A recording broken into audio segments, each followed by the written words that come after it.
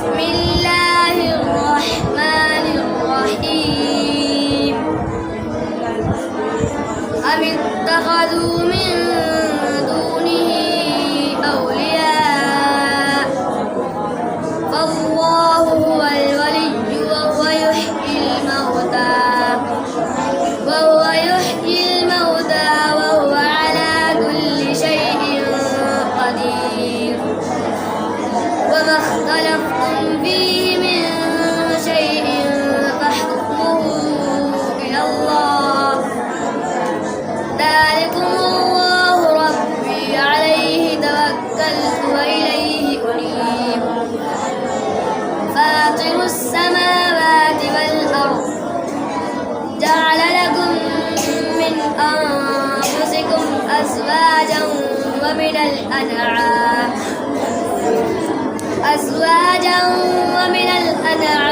أزواجا يذرأكم فيه ليس كمثله شيء وهو السميع البصير له مقاليد السماوات والأرض يبسط الرزق لمن يشاء ويقدر إنه بكل شيء عليم شرع لكم من الدين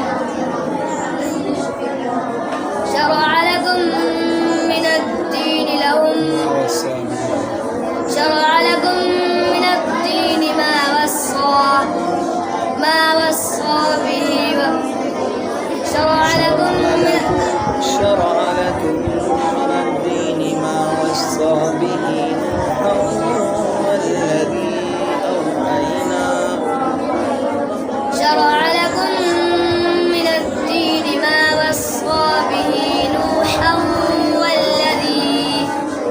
نوحا والذي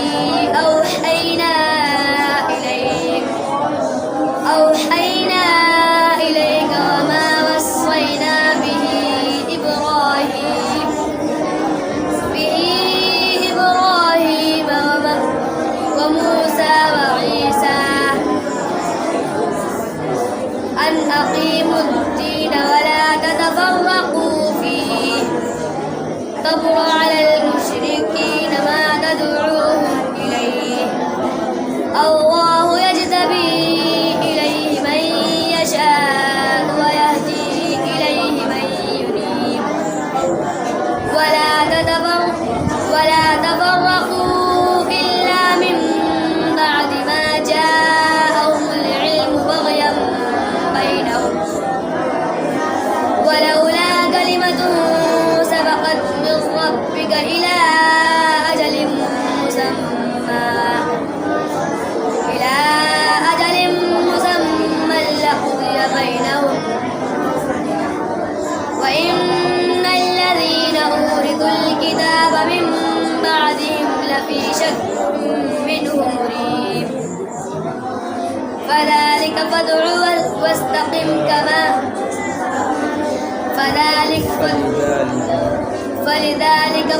واستقم كما أمرت ولا تتبع أهواءهم وقل آمنت بما أنزل الله من كتاب وأمرت لأعدل بينكم الله ربنا وربكم لنا أعمالنا ولكم أعمالكم لا حجة بيننا وبينكم الله يجمع بيننا وإليه المصير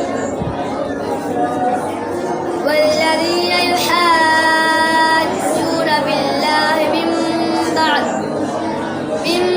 بعد ما استجيب له حجتهم داحضة عند ربهم وعليهم غضب ولهم عذاب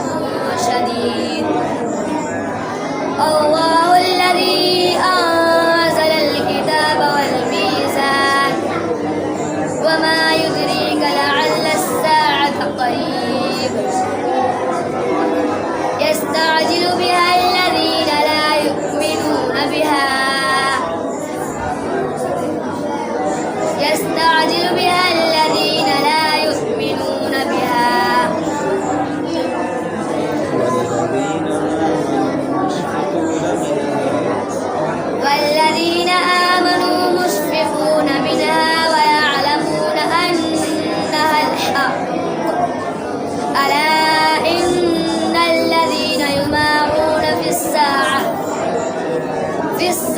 الآخرة لفي ضلال بعيد الله لطيف بعباده يرزق من يشاء وهو القوي العزيز صدق